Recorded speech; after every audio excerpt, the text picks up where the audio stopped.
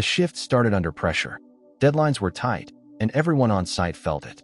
The project had already slipped once, and this morning the foreman reminded us that any further delay would cost money and tempers. I climbed into the crane cab with that thought stuck in my head. Not the forest surrounding us, not the quiet beyond the machines. Just the schedule, just the numbers. From the cab, the world narrowed to steel, controls, and radio chatter. The forest was just a backdrop, something green and distant beyond the cleared ground. I began moving the boom into position, careful but fast, trying to make up lost time. Every movement mattered. One mistake at this height could shut the entire site down. That was when I saw something on the boom. At first, irritation flared. A bird, maybe, or debris blown up by the wind. I slowed the movement slightly, eyes tracking the shape, but it didn't flutter or slide. It stood still. I leaned closer to the glass. A lynx. She was standing on the steel arm of the crane as if it were solid ground, her paws planted wide for balance. In her mouth hung a small kitten, motionless. My first reaction wasn't fear. It was disbelief. This wasn't possible. Wild animals didn't climb machinery like this. They ran from it. I froze the controls. The boom stopped mid-motion, suspended over the site. The radio crackled as someone below asked why I'd halted the lift. I didn't answer. My hands were tight on the levers, heart pounding harder with every second she stayed there. If she moved suddenly, if she slipped, if she panicked, this could end badly. For her, for the kitten, for the people working beneath the crane. The lynx didn't move.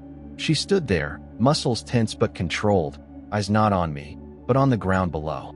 She adjusted her footing once, just enough to steady herself, and kept looking down. Not searching, not confused, focused. My irritation turned to something else. Unease. This wasn't an animal trapped by accident.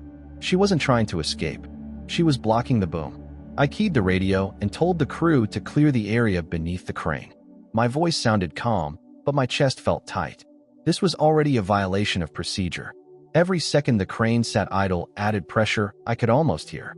The foreman called again, sharper this time, asking what was going on. I didn't have an answer that made sense yet. I only knew I couldn't move the crane with her there. Then she looked at me. Not a quick glance. A steady look, her eyes lifting from the forest floor to the cab. There was no panic in them. No aggression. Just urgency. And something else I couldn't name. She shifted her gaze downward again, toward the edge of the site where yesterday's clearing ended. Then back at me. I understood one thing clearly in that moment. Nothing was going to move until I did. I shut down the crane. The engine noise faded, leaving an unnatural silence over the site. Radios went quiet. Somewhere below, work stopped completely. I opened the cab door and felt the cold air rush in. Whatever she was showing me, the schedule no longer mattered. I didn't follow the lynx out of compassion. Not at first. I followed her because she had stopped the job, and my responsibility, at least the way I understood it then, was to remove whatever obstacle was standing between us and the schedule. I climbed down from the cab with irritation buzzing under my skin, already rehearsing how I'd explain this delay to the foreman. The lynx moved off the boom and waited at the edge of the clearing, the kitten still clenched carefully in her jaws. When I stepped onto the ground, she turned and walked toward the forest without hesitation. She didn't rush. She didn't look back in panic. She simply assumed I would follow. I did. The farther we went, the more the noise of the site dissolved behind us. Engines dulled. Radios faded. What replaced them was the sound of crushed leaves under my boots and the sharp smell of disturbed earth. The forest here didn't feel untouched. It felt wounded. We reached the area the excavator had worked through the day before. From the cab, it had looked like just another cleared strip of ground. From here, it was something else entirely. The soil was churned and pale, pushed into unnatural ridges. Roots stuck out of the ground like broken bones. Branches lay snapped and scattered, not cut cleanly but torn away. I stopped walking. No one had checked this area properly. Anyone who had slowed down long enough would have seen it. Track signs of nesting. A place that didn't belong to machines. The lynx slowed near a low mound of earth and finally set the kitten down. She stepped aside and lowered her head toward the ground, ears pinned flat. I followed her gaze. What should have been a hollow in the earth was collapsed in on itself. Dirt and debris filled what was once an entrance. The smell was stronger here, fresh soil mixed with something musky and alive. A den. My chest tightened. I dropped to one knee and brushed away loose dirt. Almost immediately, the ground shifted. A small paw pushed weakly through the soil. I froze, then dug faster, using my hands because it felt wrong to use anything else. Within seconds, I uncovered a tiny body coated in dirt. A kitten, barely moving, its chest rising in shallow, uneven breaths. Its eyes were shut tight, and its limbs trembled with each breath. Just beside it, partially buried under roots and clumps of soil, lay another kitten. This one was alive too, but its eyes were wide and unfocused, its body stiff, as if it didn't yet understand what had happened. The lynx let out a low sound, not a growl, not a warning. Something closer to despair. This wasn't an accident in the abstract. This was the result of work done too fast, checks skipped, responsibility deferred to someone else. I looked at the kittens, then back toward the clearing I could no longer see. One of the kittens gasped. The sound was faint, broken, wrong. Its breathing stuttered, the rhythm collapsing into something thin and irregular. Whatever this was, it wasn't a problem I could just remove and walk away from anymore. I knelt there longer than I should have, hands covered in cold, damp soil, staring at the two kittens I had pulled from the collapsed den. The forest around us felt strangely still, as if it were holding its breath. My mind kept reaching for procedures, for something written, numbered, approved. An instruction, a line in the manual telling me exactly what to do next, exactly how far my responsibility went. There wasn't one. Every safety briefing I had ever sat through talked about machines, loads, distances, clearances. About avoiding injuries, avoiding damage, avoiding delays. None of them mentioned what to do when your work erased something alive.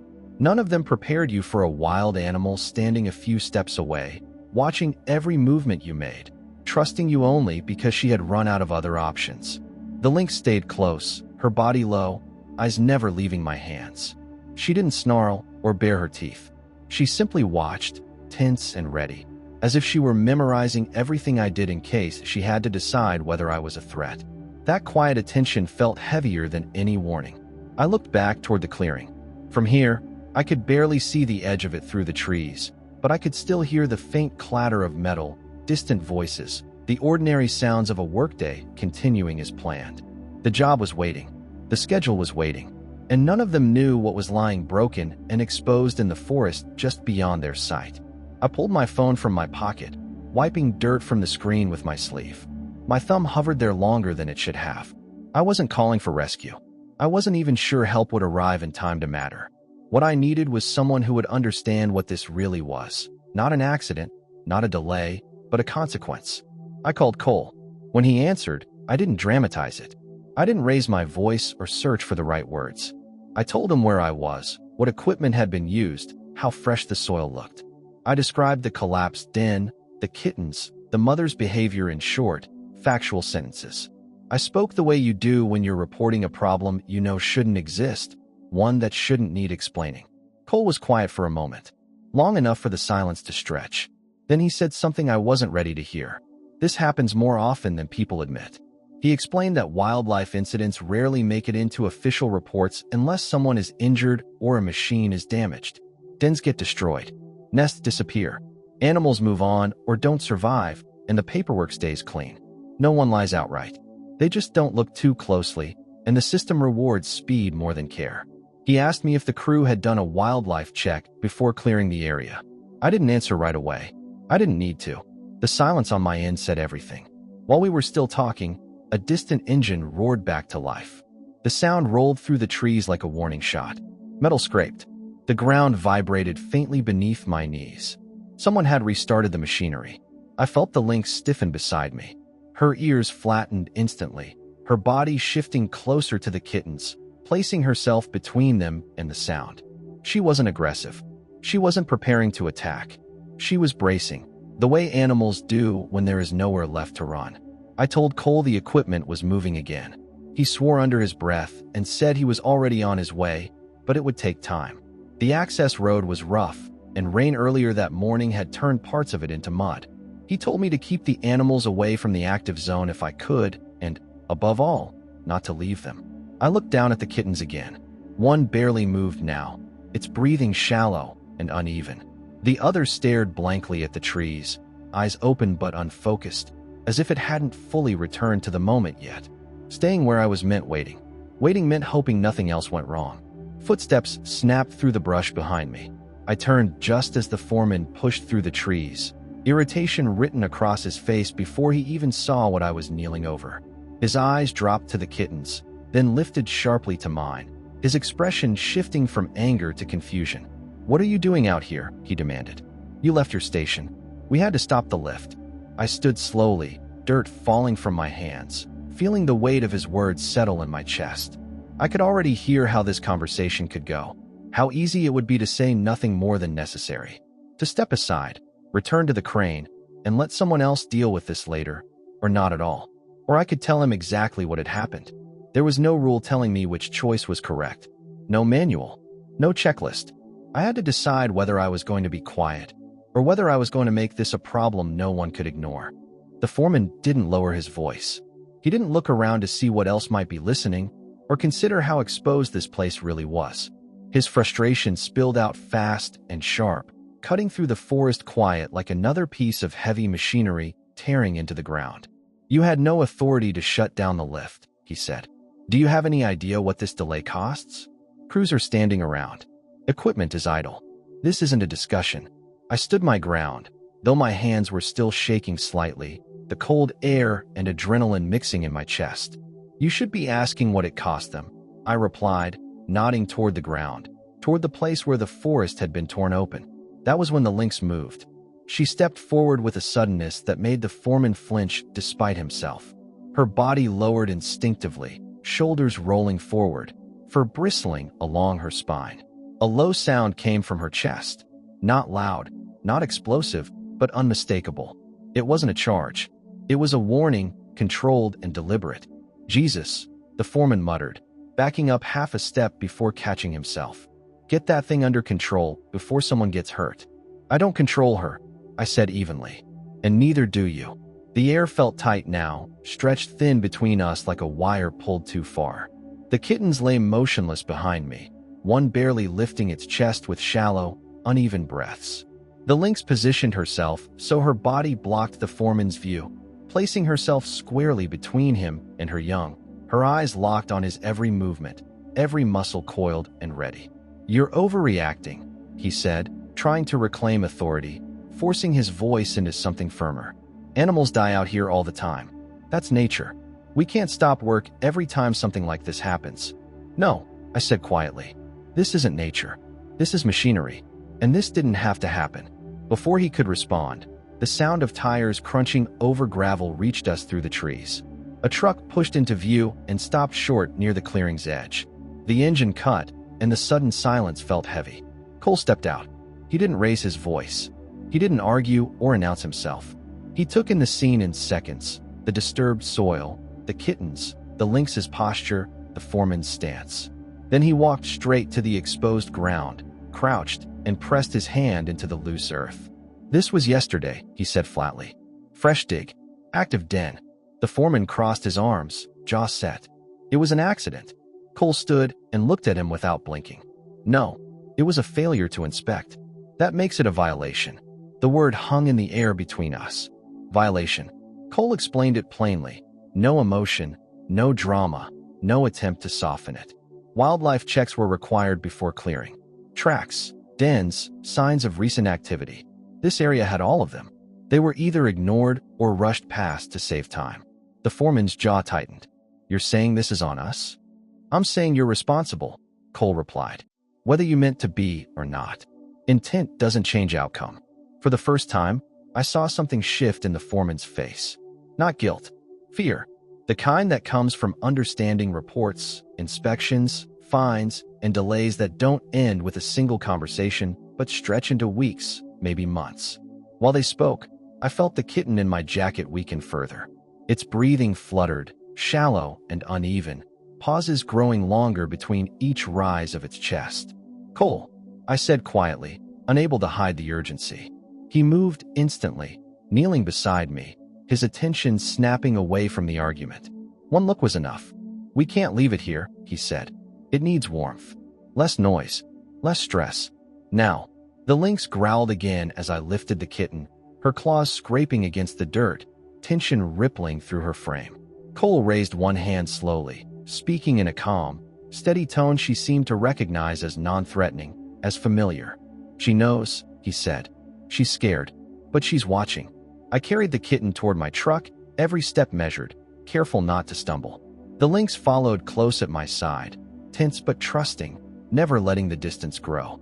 Behind us, the foreman stood silent, no longer arguing, no longer commanding. At the open door, Cole checked the kitten's breathing again.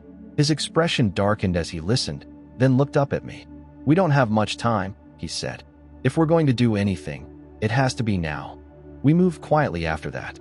No arguing, no raised voices, just deliberate motion, slow and careful, as if the forest itself demanded a different kind of behavior from us now. Even our footsteps seemed to soften, our breathing falling into a shared rhythm we hadn't planned. Cole walked ahead, scanning the ground, reading signs I would have missed completely: bent grass, disturbed needles, faint tracks pressed into the soil. The Lynx followed close behind me, never letting the kittens out of her sight. I carried the weakest one against my chest, wrapped in my jacket, feeling each shallow breath through the fabric. Every pause between breaths felt longer than it should have. The others were nestled together in my other arm, warm but unervingly silent, their small bodies pressed tight, as if they already understood the need to conserve energy. The deeper we went, the more the noise of the site fell away. Engines, metal, shouted instructions. All of it faded until only wind moving through branches and the distant call of birds remained. It felt like crossing an invisible boundary, leaving one world behind and stepping back into another that existed long before schedules, machinery, and deadlines. The air felt different here, heavier, older. The Lynx slowed beneath a cluster of old trees where the roots rose above the ground like ribs pushing through the soil. Beneath them was a hollow, dark and dry, partially hidden by fallen needles, leaves, and time. Cole crouched and inspected it carefully, brushing aside debris and checking the depth with practiced movements. "Old den," he said quietly. "Abandoned, but safe." I lowered the kittens one by one, careful not to rush. The Lynx hovered close, tense but controlled, watching every movement with unblinking focus. When I finally stepped back, she moved in immediately, nudging the kittens together, adjusting them with a precision that felt practiced and ancient, older than any rulebook I'd ever read. She curled her body around them, forming a living wall against cold, noise, and whatever else might still come looking. For a moment, nothing happened. The forest seemed to wait with us. Then the smallest kitten shifted, just slightly, a faint movement, barely noticeable. Its breathing was still weak, uneven, but it was there, fragile, stubborn, real. Cole didn't smile or speak right away. He simply nodded once, as if acknowledging a fragile truce with uncertainty. "That's as much as we can do," he said quietly. "The rest is up to her." We left without turning back, not out of indifference, but out of understanding. The forest swallowed us quickly, the den disappearing behind layers of branches and shadow. By the time we reached the edge of the clearing, the machines were silent. The foreman stood apart from the crew, phone pressed to his ear, posture stiff and guarded. He didn't look at me, and I didn't expect him to. I returned to the crane later that day. From the cab, the forest looked different than it had that morning. Not distant, not empty. Every patch of trees felt occupied, layered with lives I had never considered before. I worked slower, more carefully, aware now of what might exist just beyond the cleared ground, hidden just beneath the surface. The next morning, a new notice was posted near the site office. Mandatory wildlife inspections before clearing. No exceptions. No shortcuts. It wasn't framed as regret or apology. It was framed as procedure. But it mattered. A week later, driving past the edge of the forest at dusk, I slowed without thinking. The light was low, stretching long shadows across the undergrowth, turning the trees into silhouettes. She stood there.